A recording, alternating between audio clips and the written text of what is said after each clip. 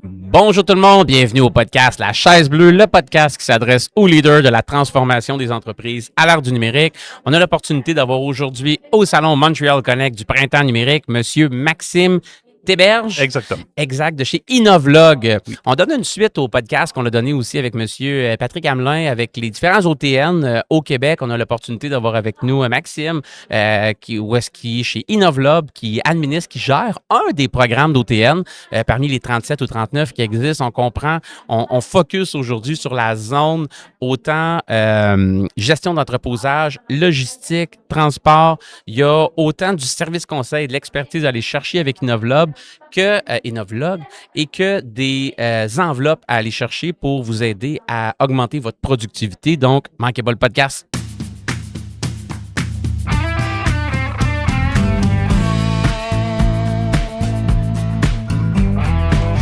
Donc, Maxime, Oui. comment vas-tu, mon cher? Très bien, et toi? Excellent, numéro 1. Merci beaucoup de t'asseoir avec nous. Ça te fait plaisir. On s'est rencontrés, on est voisins de kiosque Oui. aujourd'hui au 6e étage, en cette magnifique journée. Très bel endroit. Oui, exactement. Très bel événement aussi. Très, très bel événement. Plusieurs zones sensorielles, zones de speed dating, conférences. On parle de plein de sujets pour eux. C'est un très bel événement, le Montreal Connect. Première question, peut-être, j'aimerais te connaître un peu plus, toi, Maxime, avant de rentrer dans le Innovlog. Certainement. J'aimerais peut-être petit background d'où tu viens, qui es-tu, pour que les auditeurs puissent te connaître, toi, avant qu'on rentre dans Innovlog. Là, oui, c'est excellent. Bien, très bonne question. Dans le fond, j'ai commencé en TI il y a 25 ans environ. OK, quand même. Ça commence à faire du temps. T'avais étudié là-dedans ou en fait, c'est par la bande? Oui, j'ai étudié en TI, puis quand je suis sorti de l'école, dans le fond, j'ai été prof en TI. OK. Fait que c'est comme ça que j'ai commencé ça s'appelait Multi-Exa dans le temps. OK. Et puis, on accompagnait il y avait deux choses. J'étais prof, puis j'étais aussi consultant, dans le fond, pour accompagner les entreprises au niveau de la transformation numérique. Il y a 20... Survivre au bug de l'an 2000, par exemple. C'était la grosse majorité de la clientèle. Quand là, même, ça. là. Des gens qui avaient un petit peu, peut-être, scrappé des choses à cause du bug de l'an 2000, puis on récupérait ça. Mais ouais, c'est ça. Fait que j'ai été consultant là, puis j'ai été prof pendant quelques années. OK. Puis je me suis retrouvé après ça chez Sobase pendant, ma foi, 16 ans environ. OK.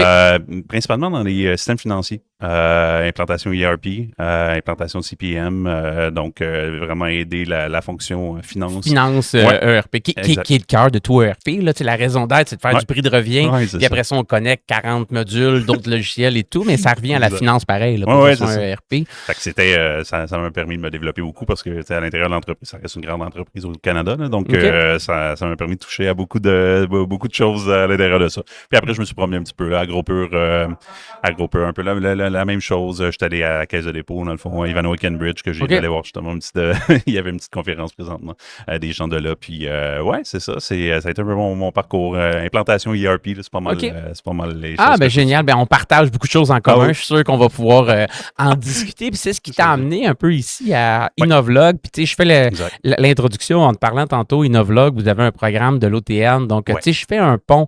On avait fait un podcast avec monsieur Pierre Hamelin.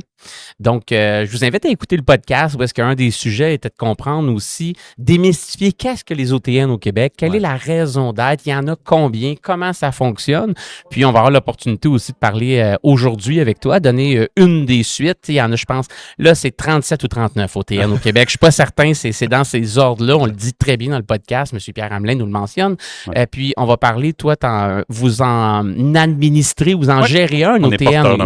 Vous êtes porteur d'un OTN. Donc, on pourra explorer le tien avec Innovlog. Puis, première question est de comprendre quelle est la mission, quelle est la valeur que Innovlog crée dans le marché, puis quel est votre marché, justement? Oui, exact. Innovlog, une OBNL, dans le fond, qui aide les PME et organismes communautaires, dans le fond, à faire une transformation numérique. Donc, c'est vraiment... Notre but est d'aider puis de sensibiliser les gens, dans le fond, à la transformation. Donc, un cas typique, c'est des gens qui nous appellent pour faire une transformation numérique. On s'assoit avec eux, on fait un outil numérique avec eux, cartographie des processus, cahier de charges, les aider à trouver la bonne solution pour leurs besoins. Puis ça peut aller jusqu'à l'accompagnement vraiment de l'implantation au niveau des solutions. C'est sûr qu'en logistique et transport, c'est sûr qu'on est appelé assez souvent à ce niveau-là, dans le fond, fond, TMS, WMS, les gens veulent savoir qu'est-ce qui existe sur le marché, puis ils veulent vraiment changer, ils veulent avoir cette transformation-là. Fait qu'on les aide à trouver les bonnes solutions, puis à trouver les bons partenaires. C'est souvent ça la clé. Là, absolument. Oui, l'implantation, c'est une chose, mais c'est trouver... pas ce que tu connais toujours, mais qui tu connais qui va faire en sorte que ça va créer de la valeur. Exactement. Quand tu mentionnes OBNL, ça m'allume juste savoir, dans le fond, comment ça se finance, votre OBNL? Est-ce que c'est les clients? Est-ce que c'est les subventions? Est-ce que c'est toutes ces réponses? Un peu toutes ces réponses, je te dirais. En fait, on se sert des subventions. On en a parlé tantôt. SR, Pécan, des subventions qui existaient. Disons, il y en a peut-être un peu moins, mais disons, on se sert de ces subventions-là dans le but d'aider les entreprises à faire cette transformation-là, puis on se subventionne, dans le fond, dans un sens, en se payant à l'intérieur de ces subventions-là. Donc, c'est un peu notre façon de faire. OK. Excellent. Puis, je te ramène peut-être à l'OTN. Oui. On pourrait le redire, qu'est-ce qu'un OTN, l'intention, puis peut-être nous expliquer l'enveloppe que vous gérez, en quoi ça consiste, puis quelle est l'intention du MEIE avec cette OTN-là précisément? Oui, exact. Ben, tu sais, la fonction, en général, la façon que ça fonctionne, tu as parlé de Patrick tantôt, mais disons, avec le MEIE, c'est de travailler à trouver, disons, une clientèle cible, dans le fond, vraiment, le programme va s'adresser, on va adresser ça à un secteur, ou on va adresser ça à des choses comme ça. C'est une niche particulière qu'on vise. C'est ça que Patrick nous disait. Là. C'est pour ça qu'il y en a 37. Il y a plein de secteurs économiques qui sont vraiment visés, là, mais il y a une cible particulière. C'est exactement ça. Puis nous, dans notre cas, c'est vraiment le transport. Donc, ce qu'on vise, dans le fond, c'est des entreprises manufacturières ou de transport qui ont une flotte de camions, des camions lourds. On parle vraiment de transport de marchandises pour des camions lourds. Une flotte de 20 camions et moins. Donc, pourquoi le 20 camions et moins? Ben, je pense que le but est de cibler des petites entreprises. On parlait de niche tantôt. Oui. Le but de cette offensive de transformation numérique-là, c'est vraiment d'aller cibler des petites entreprises de transport, vraiment, ou des manufacturiers, comme je disais tantôt. C'est vraiment de les accompagner, eux, à l'intérieur de ça, des prioriser. C'est vraiment ça. Dans cette initiative-là, couvrez-vous aussi les entreprises qui utilisent des 3PL, des third-party logistics? Oui, ben en fait, vraiment, comme je dis, la restriction est vraiment qu'ils aient un camion. Donc, l'entité légale doit détenir au moins un camion. Mais après ça, s'ils font affaire de toute autre façon au niveau du transport, c'est parfait, il n'y a pas de problème. Mais vraiment, ils se doivent de détenir un camion pour pouvoir respecter les critères. OK. Puis, c'est sûr qu'on pense à un transport Morneau. Ouais. On pense à un groupe Nado, un transport Bourassa. On oublie ça, ce n'est pas fait pour eux. Non, exact. Mais, imaginons un manufacturier. Oui. 20 millions de chiffre d'affaires dans un secteur, mettons, les portes et fenêtres. Oui, exact. J'ai une flotte de 4 camions, mettons. Fait que là, je pourrais être éligible. Ouais. Quelle est la valeur que cette OTN-là que vous gérez va créer dans mon entreprise? Qu'est-ce que vous allez me rendre comme service si je suis dans la peau, cet entrepreneur-là? Il y a plusieurs possibilités. Là. Le premier cas, c'est un peu ce que je décrivais tantôt. C'est quoi l'intervention typique? Là? La première chose, c'est un audit. Donc, on rencontre les gens puis on fait un audit avec eux pour aller voir vraiment l'ensemble de leur entreprise. On parle des systèmes comptables jusqu'à système de transport. Là. On fait le tour. Au complet de toutes les possibilités. Puis quand tu dis on fait le tour, qu'est-ce que vous faites concrètement? Vous allez faire des entrevues. Vous allez benchmarker les systèmes utilisés, la robustesse des processus d'affaires. Vous allez... C'est un peu tout ça. Je vais juste mettre une petite précision quand je dis on va faire. C'est pas nous. C'est pas nous qui allons les faire. C'est les collaborateurs qu'on va faire. Parce que nous, on est porteurs du projet. Nécessairement, c'est pas nous qui allons faire les interventions. Moi, ce que je fais, c'est que je rencontre les clients. Je les mets en contact avec nos collaborateurs. On parle de CGI, Conseil 2.0, Groupe GCL. GLM Conseil, éventuellement. Oui, c'est ça! On va mais une affaire à la fois. Après le podcast. Absolument. Mais disons, donc, eux, ce qu'ils font, c'est vraiment tout ce que tu as décrit. Dans le fond, c'est vraiment d'aller Est-ce que c'est votre méthodologie de travail que vous imposez aux partenaires ou les partenaires ont quand même leur savoir-faire qui apporte... C'est ça qui est important. Les gens ont leur façon de faire. On ne veut pas leur enlever. Je suis content de l'entendre. Ça, c'est vraiment un bon point. Là. Exact. On ne voulait pas faire justement d'autres programmes qui existent existe qui, dans le fond, impose beaucoup de choses, mais on se dit, on enlève vraiment l'expertise des gens pour aller faire ce travail-là. Donc, non, on laisse cette latitude-là. La seule affaire, on encadre ça parce que ce qu'on veut faire, c'est d'avoir un audit qui va couvrir beaucoup de thèmes. Donc, ça va être le côté vraiment opérationnel, ça va être le côté des solutions, ça va être le côté environnemental. Vous touchez au côté environnemental aussi, j'adore ça. Exact. Dans ma conception du 4.0, l'aspect environnemental en fait partie. Exact. Moi, je fais partie de la gang qui croit que le 5.0 ne devrait pas exister, que c'est une invention du marketing, puis que le 4.0+. Alors, ça, c'est complètement une aberration. Là. Une révolution industrielle, ça ne se fait pas à l'intérieur de 4 ans. Là. Mais non. On est dans le 4.0, dans ma tête, puis ça, c'est une opinion, c'est ce qu'on appelle à la chaise bleue la technique du ressenti. C'est pas une étude scientifique. Dans ma tête, ça va durer encore les 10-15 prochaines années, le 4.0, puis l'aspect environnemental en fait partie. Je suis hyper content. Qu'est-ce que vous faites à ce niveau-là? Ben, on n'ira pas faire des calculs d'empreinte carbone puis des choses capotées. Là. Il peut y avoir des choses très simples, là, des capteurs sur des camions, à savoir la consommation d'essence. Tu vas savoir que tu vas avoir une réduction. Fait que, c'est des choses ça n'a pas besoin d'être compliqué dans les choses. On veut vraiment faire des interventions qui vont cibler des besoins clés, mais pas nécessairement quelque chose qui va révolutionner le monde en une intervention. Allons-y petit pas par petit pas. Fait que, juste ça, c'est un exemple. Des capteurs, des éléments, c'est quelque chose qui peut être facilement implanté, puis les gens peuvent trouver leur compte avec ça. J'avais déjà vu les analyses d'huile aussi des camions pour réduire, parce que c'est quoi, un 45 gallons d'huile qui rentre là-dedans, puis ils se sont rendus compte qu'ils changeaient l'huile 4 fois trop souvent. Là, c'est ça. Exact, la maintenance. La maintenance des camions, tout ça, c'est un très bon point. Ce qui est le fun, c'est des fois l'environnement, ça coûte cher à respecter, puis dans ces cas-là, c'est le contraire. Ça fait ça. Tout le monde gagne. Là. On pollue moins, puis on dépense moins. C'est le jour où les gens comprennent que l'écologie, ça rime avec économie. Ça vient de pair ensemble. On le voit de plus en plus. Fait que tu as une action qui a un impact sur les deux côtés, sur le portefeuille de l'entrepreneur, ses coûts d'opération et l'impact environnemental et s'ensuit automatiquement. Fait que c'est une des choses auxquelles vous êtes sensible. Vous avez certains requis qu'on se doit de déceler certains niveaux de maturité. C'est ça. Vraiment dans le palier 1. Fait que nous, on le voit, il y a 2 paliers. Il y a un palier au niveau de la subvention qui est un 70% dans le fond, qui est couvert, puis un palier 2 qui est un plus au niveau du déploiement, qui est 60% qui est couvert à ce moment-là. Fait palier 1, c'est seulement bilan. On n'a pas nécessairement un plan de match à accomplir. Oui. On inclut le plan de match à l'intérieur de l'outil. Génial. Ce qu'on veut, c'est que dans le fond, l'entreprise finisse avec un plan de match.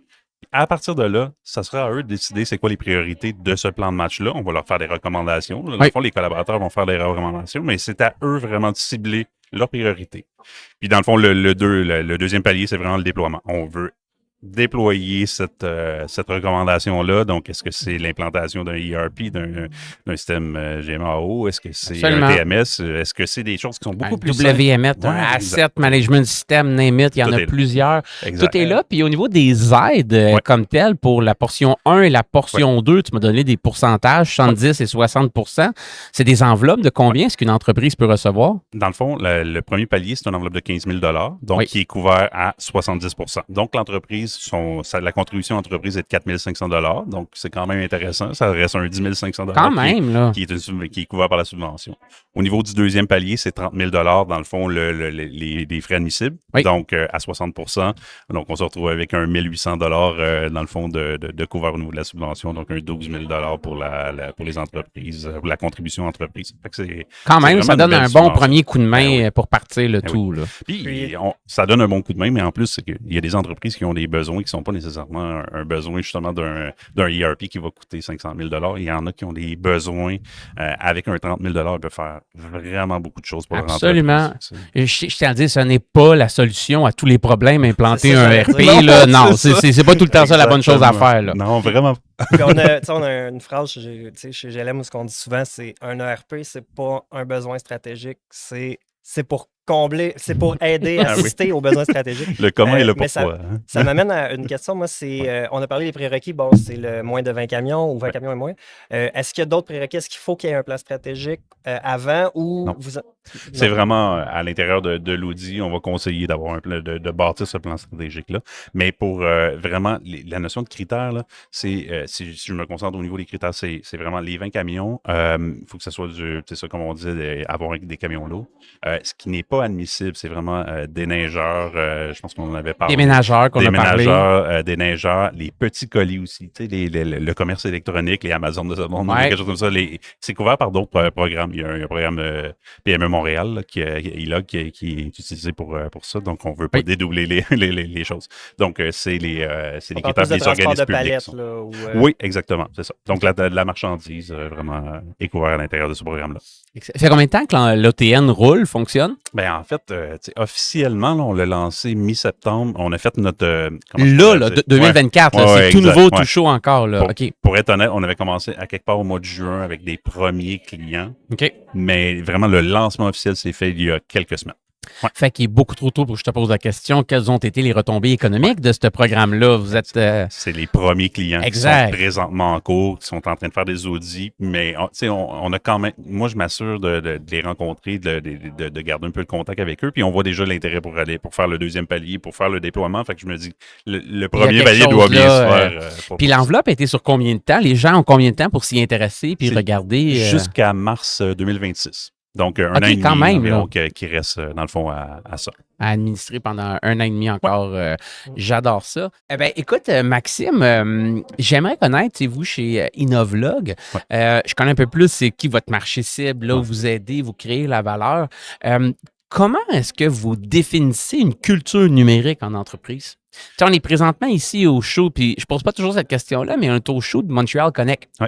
Puis on a des gens du secteur des arts, on a des gens du côté scolaire, on a des gens des entreprises, on a des gens du côté politique. C'est très varié comme événement. Ouais. Puis les gens parlent de culture numérique. Comment est-ce que vous définissez ça de votre côté? Comment vous mesurez cette maturité-là chez Innovlog, chez vos clients? Avant d'aller sur l'évaluation, il faut que je te mentionne quelque chose. À l'intérieur du projet LTI3, il y a un projet...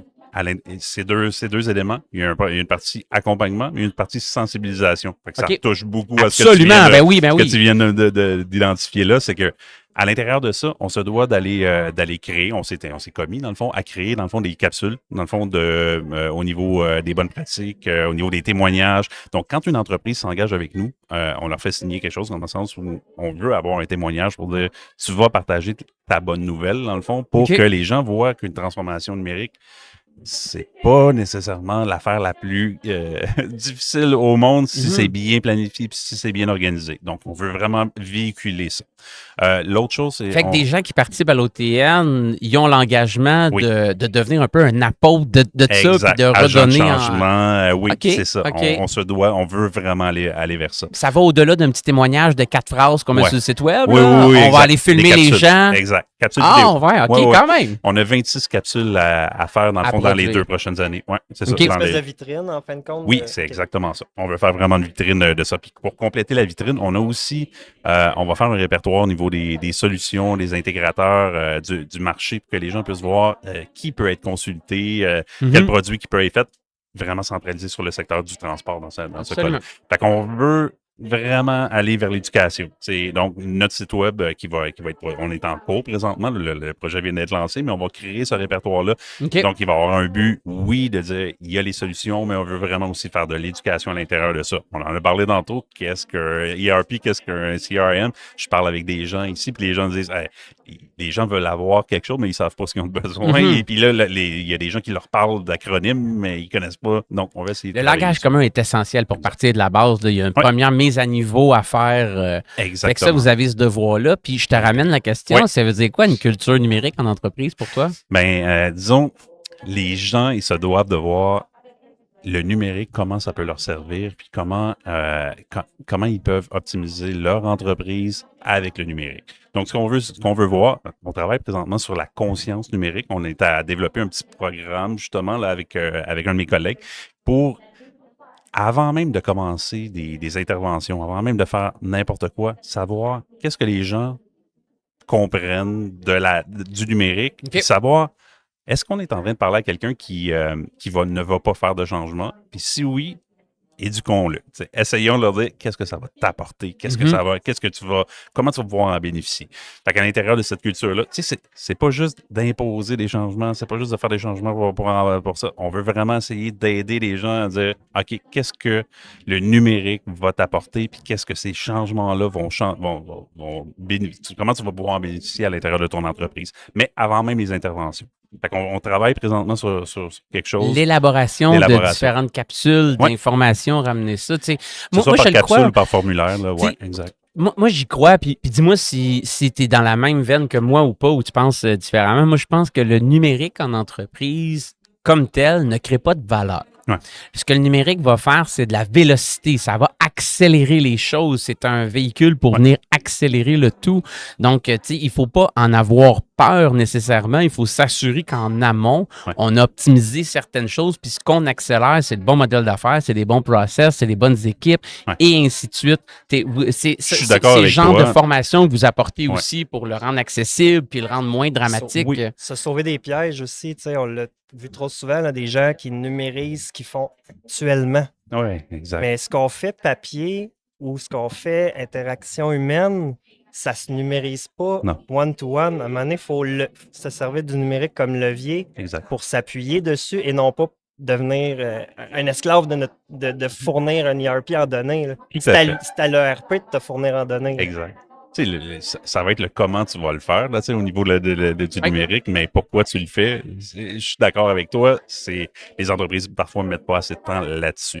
Puis on va le voir, si on parle de numérique, on l'entend là, avec l'IA, là, on l'entend, les gens sont OK, c'est un produit, je l'utilise pas. Non, avant tout ça, réfléchissons sur qu'est-ce que tu as de besoin, comment tu veux le faire. Où s'en va ton marché, quel est ton élément différenciateur à toi sur le market. Puis après... L'IA va travailler avec ta donnée pour pouvoir le faire, mais c'est un support. Fait que le numérique, je suis parfaitement d'accord avec toi. Là, le numérique va compléter ta vision, va compléter ta mission. Mais c'est pas, dans le fond... c'est pas une fin en soi, c'est un véhicule qui va accélérer les choses, tout à fait. Mais il faut que le reste soit là. Qui devrait être en charge dans une entreprise de cette culture-là numérique? Qui devrait prendre ce chapeau-là, selon toi?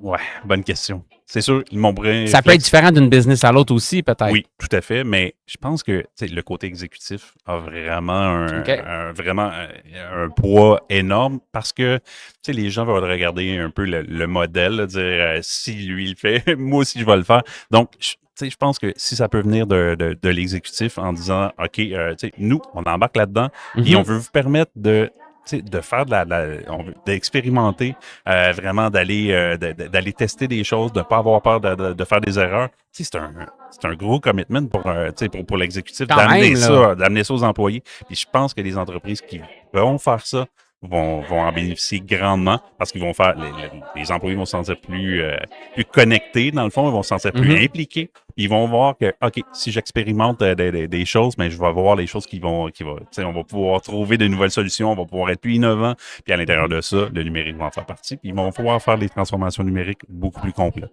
Dans le domaine des transports, parce que c'est pas un domaine qu'on est beaucoup là, justement, dire une compagnie qui part, là, ils utilisent les courriels, ça, mais ils ne sont pas numérisés. Là. Combien de temps, vous autres, vous voyez en général l'implantation d'un RP de A à Z? Puis on parle d'une compagnie qui se commet, là, pas quelqu'un qui le fund de side puis qui ne met pas de ressources. Mais... Ça va dépendre vraiment de la grosseur de l'entreprise, puis ça va dépendre vraiment de ce qu'ils veulent faire. Là, comme la notion de volume de données, des choses comme ça. Fait que c'est très dur à dire comme chose, mais je pense qu'en quelques mois, tu es capable d'avoir quelque chose de très intéressant.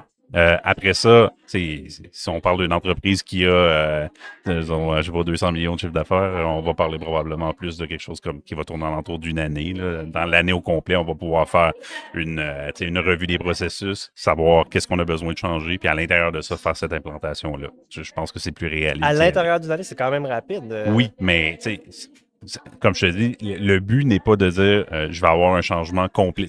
On parle d'une implantation ERP, mais est-ce que je vais avoir tous mes modules à l'intérieur de mon ERP? Non, ça ne sera pas le cas. Ça ne sera pas à l'intérieur d'une année.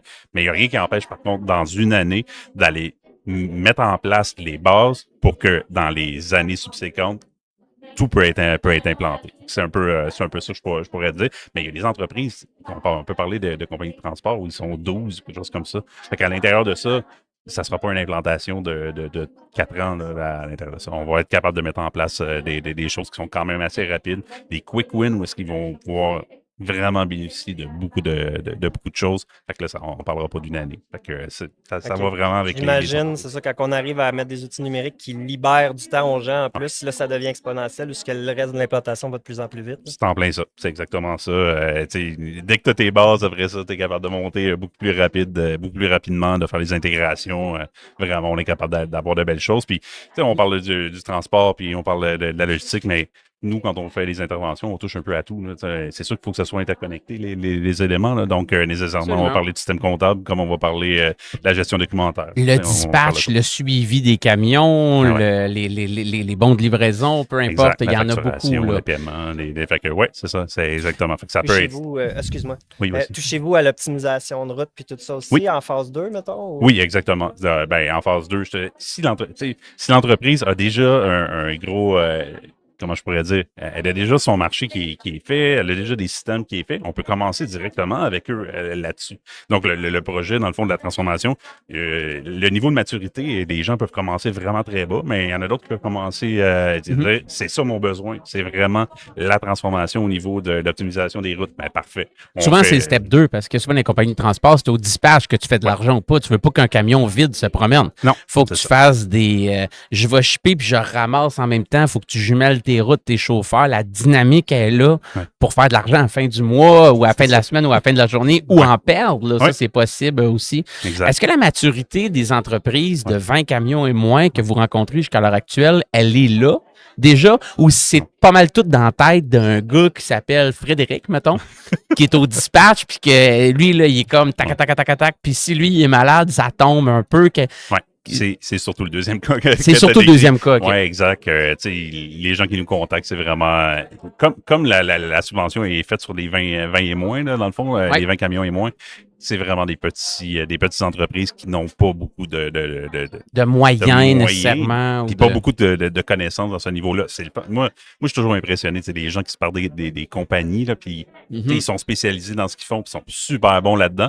Mais ça demande un gars, de lancer en affaires. C'est un don de soi au début, là, c'est clair. C'est comme avoir un enfant. Non, c'est ça, au exactement. Début. Là. Puis sans connaître toutes les étapes d'une entreprise. Puis c'est ça que je trouve vraiment intéressant. En tout cas, moi, j'adore ça, de rencontrer une entreprise, aller les voir, puis voir ses besoins-là, puis de dire hey, nous, on est capable de t'aider là. Toi, t'es vraiment bon dans ce que tu fais dans cet élément-là, mais nous... Mais t'as pas besoin d'être expert dans tout. Non, il y en a d'autres. Tu sais, savoir bien s'entourer, c'est un des éléments clés de la réussite, ça, c'est certain. Exactement.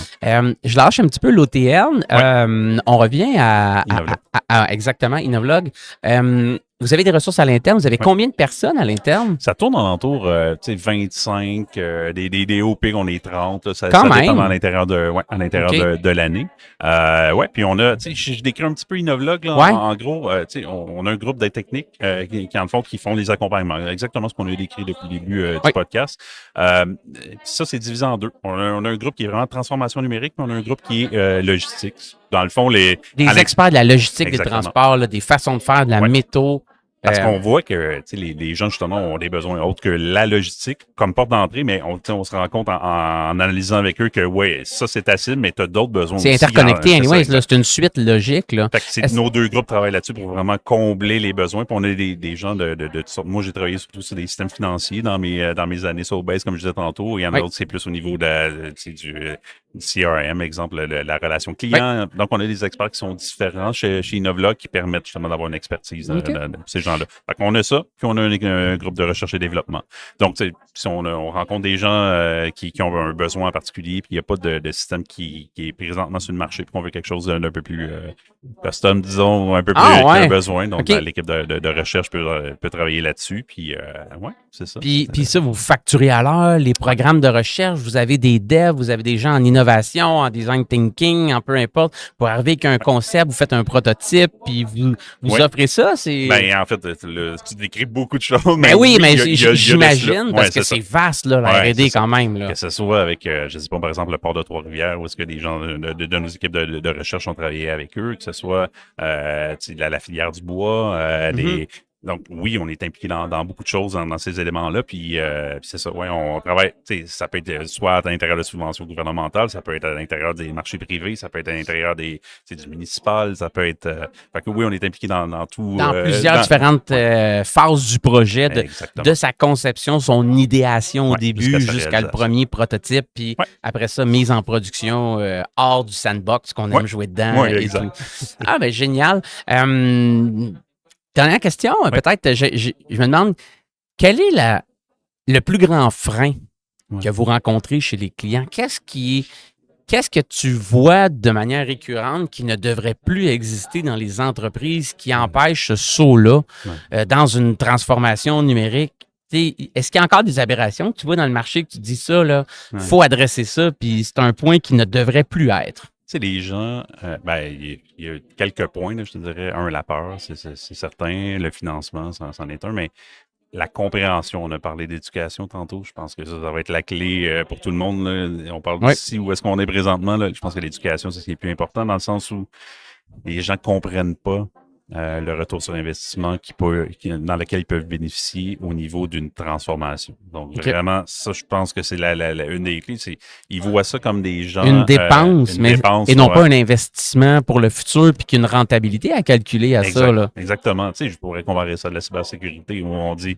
Hey, on a besoin de la mettre en place, mais c'est pas sexy comme investissement, c'est comme prendre une assurance. C'est comme un mal nécessaire, honnêtement. Là, c'est ça. Mais il faut vraiment leur démontrer qu'il y a un bénéfice à avoir à ça. Vous allez trouver ce que... Puis, dire que c'est pas si compliqué que ça. Les gens ont des modèles en tête de transformation numérique qui ont 4 ans, puis ils ont parlé à leurs amis, leur famille, des gens qui ont vécu des horreurs. Exactement. Je pense qu'on est ailleurs. Et il y a beaucoup d'implantations qui se font quand même assez rapidement, des bons modèles vanille, là, je dirais, avec des bons produits, des bonnes personnes sur le marché. On en a parlé tantôt, pas savoir, pour savoir avec qui s'entourer. Absolument. Mais de faire ça, donc vraiment, je pense que l'éducation, c'est cette peur-là sur des vieilles histoires, cette éducation-là qui se doit d'être apportée, tant mieux avec les capsules. Il y en a plusieurs qui se développent aussi dans d'autres OTN, des capsules et autres. Fait que ce que vous faites ici est un bon exemple. Un des exemples pour le démocratiser. Exactement. On s'amuse beaucoup là-dedans, ça c'est certain. Autre point, on est présentement sur le bord du feu, qui bougeait tantôt quand j'avais mon siège d'à côté dessus. Là. Puis, tu sais, t'as de l'énergie, t'as de la drive, ça paraît que t'en parles, puis t'es un amoureux de ça, puis je suis sûr que t'arrives devant un client, puis t'es un curieux. Tu veux comprendre, savoir le modèle d'affaires et tout, mais pour avoir cette passion-là, cette drive-là, souvent, moi, j'aime dire qu'il faut mettre des bûches dans son feu intérieur pour s'alimenter puis se relever le lendemain matin. Puis, tu sais, quand tu te couches, tu as hâte quasiment de te réveiller pour aller faire ce que tu fais le lendemain. Qu'est-ce que toi, tu fais, Maxime, au day-to-day pour alimenter ton feu intérieur? As-tu des rituels, des choses que tu aimes? Je suis assez autodidacte là, dans la vie. J'adore apprendre par moi-même. Puis je pense que toutes les, que ce soit un Udemy ou n'importe quoi, n'importe quelle plateforme qu'on peut utiliser pour pouvoir se former, j'adore ça. Mais j'aime me former sur des choses que je peux être très à l'extrême. Ça peut être, je sais pas, par exemple, la communauté, des choses en communication, en marketing, des choses comme ça. J'ai pas de connaissances là-dessus, mais j'adore ça. J'aime m'entourer. Puis tu refais des liens après dans ce que tu fais. Là. À la base, moi, bien souvent, je suis un musicien qui étudie en TI puis qui a travaillé en finance. C'est pas mal ça mon cas. Là. Quand j'étais jeune, je faisais de la musique. Et de dire que des environnements différents vont apporter autre chose. Donc, tu t'entoures de mêmes personnes qui sont exactement comme toi, c'est la mauvaise approche. Là. Je pense que des gens qui ont une connaissance de d'autres milieux peuvent apporter vraiment quelque chose à ta business. C'était le cœur de l'autre podcast qu'on a fait juste avant. Là, absolument. Là, c'était génial. J'ai pas vu. Tu sais, j'aime tout le temps dire que si le seul outil que tu as, c'est un marteau, tout est un clou. Mais si tu viens avec d'autres outils, ben t'as d'autres approches que les gens n'ont même pas vues. Puis c'est ça qui est le fun de ce salon-là. On voit les arbres, là, on fait... Absolument. Voyons donc, ça a pas on est sur un chantier de construction. Oui, c'est ça. Il y a peut-être quelque chose que tu n'as pas vu, qu'eux, ils font à tous les jours, que c'est bête pour eux, que nous, on a de la misère parce qu'on le fait de notre façon, qu'on a toujours fait. Absolument. J'ai rencontré quelqu'un au niveau de la formation. Les gens font des capsules avec la réalité virtuelle. Des choses comme ça. Puis là, je me disais, OK, comment on serait capable de faire de la formation? Tu sais, on fait une implantation ERP, qu'est-ce que ça demande? Ça demande beaucoup de change management, ça demande beaucoup de formation, mais comment rendre ça plus ludique? Comment rendre ça ailleurs. Là, je parlais avec la personne, puis je me disais, il y a peut-être quelque chose à faire, Ah, non, ce niveau-là. Là. Donc, j'aime faire ces connexions-là. J'adore les gens qui ont d'autres expertises, qui me racontent ça, puis je reste très attentif à ça. Fait que c'est mon... J'adore ça. Puis dans la figure de style que toi, Norm, t'as amené, si tu connais un marteau, tout va devenir un clou. On est sur un chantier de construction. L'autre podcast qu'on a fait, la personne est arrivée avec une trompette sur le chantier de construction, là, puis il a amené ça ailleurs. Fait que c'était assez génial. Écoute, dernière question pour toi, Maxime. Qu'est-ce qu'on ne connaît pas sur Innovlog qu'on devrait connaître? De quoi est-ce qu'on n'a pas parlé sur l'OBNL qu'on devrait savoir? Oui, nous, c'est une bonne question. Dans le fond, je pense qu'il y a un côté promotion qu'on n'a pas fait, qu'on n'a pas eu dans le sens où les gens ne nous connaissent pas assez, je crois, au sens où on peut apporter beaucoup au marché. Donc, c'est le côté promotion que je dirais, mais dans ce que j'ai décrit, je pense que ça fait pas mal le tour au niveau de l'Innovlog, mais je crois que les gens auraient intérêt à venir nous voir, à venir voir qu'est-ce qu'on peut leur apporter. On aime être comment je pourrais dire, on aime le côté partage avec les gens. En étant un OBNL, on veut s'entourer, comme on a dit tantôt, mais on adore le côté collaboratif de tout. Fait que je pense que ça, c'est une des clés. En ayant cette vision-là, puis cette ouverture-là, on est prêt à travailler avec à peu près tout le monde. Fait on n'a pas une expertise dans le textile, on s'entoure de gens là-dessus. Le textile est là, existe. Le steak pro, des choses comme ça. Donc, vraiment, on adore travailler avec les gens. On est ouvert à ça, puis on veut vraiment aider les choses. Donc, les rencontres comme aujourd'hui, les rencontres comme on a présentement, on adore ça, on veut être impliqué dans ce sens-là. Fait que je pense que si vous avez des questions au niveau Innovlog, n'hésitez pas à venir nous voir, à venir voir le site web, mais vraiment à nous contacter pour voir comment on peut s'entraider. Je pense que l'entraide, c'est pas mal la clé. Puis je fais du pont là-dessus, je vais faire mon tannant. Maintenant, tu connais-tu les valeurs de votre organisme? Au day-to-day, quelles sont les valeurs que vous prônez? Tu me parles de coopération. J'imagine que c'est quelque chose qui vous qui est comme véhiculé au travers. Quelles sont les valeurs auxquelles vous vous rattachez pour prendre vos décisions au day-to-day? Le collaboratif, c'est sûr. Nous, l'aspect environnemental, c'est hyper important. C'est sûr que le secteur du transport, le gaz, la consommation, et c'est sûr que ça touche. Là, OK? Puis l'innovation, c'est sûr que ça fait, c'est notre trademark de chose. Donc vraiment, on travaille sur ces piliers-là. Collaboration, environnement et innovation. Ouais. Puis on a, vraiment la gouvernance au niveau c'est vraiment, que ce soit au niveau de la donnée ou que ce soit au niveau des processus d'affaires, on aide vraiment les gens à ce niveau-là. À devenir un peu plus data-centric dans leur gestion d'entreprise au day-to-day. Y aller moins sur le feeling, l'expérience, mais systématiser un peu plus les entreprises au day-to-day. Mais axer beaucoup compagnies de transport. Est-ce que, dans la question, juste pour être sûr, les entreprises qui ont des défis au niveau de la logistique, mais in-house, qui ont des entrepôts, qui ont besoin d'optimiser le logistique, mais à l'interne, pas du dispatch de camions. Ça aussi, est-ce que vous touchez à ça aussi? Tout à fait. Oui, OK, parfait. Là. Exact. On a des gens qualifiés pour ça. Puis on a des mandats. On a quand même beaucoup pour faire ça.